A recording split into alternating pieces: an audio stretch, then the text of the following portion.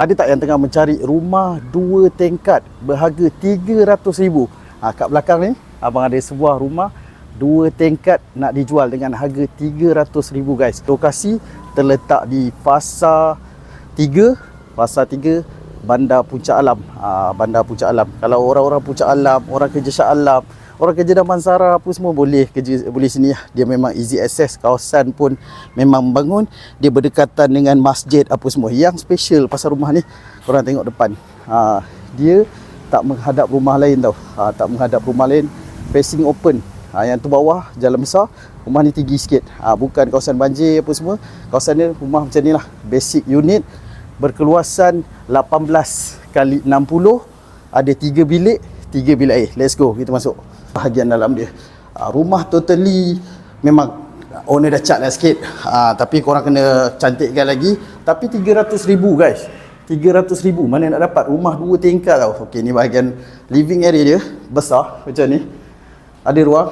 Kemudian ni dapur dia, ni dapur, ni tandas dia, ada satu tandas kat bahagian bawah.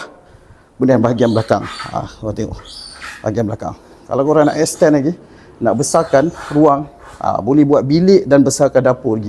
Jiran sebelah dah naik tembok, kau tinggal tembok bahagian sini, tembok bahagian belakang, boleh dapat besar lagi, kan. Jom kita tengok bahagian atas pula.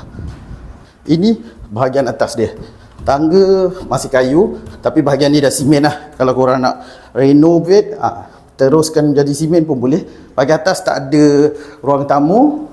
Ini bilik master. Bilik master dia, siap ada tandas. Bilik master macam ni. Ni bilik kedua. Bilik kedua besar. Masih katil double bed. Ada tandas sharing macam ni. Ini tandas sharing. Dan ini bilik ketiga.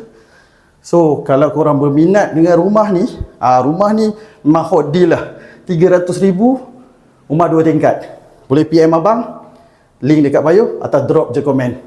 See you, bye bye, ciao ciao.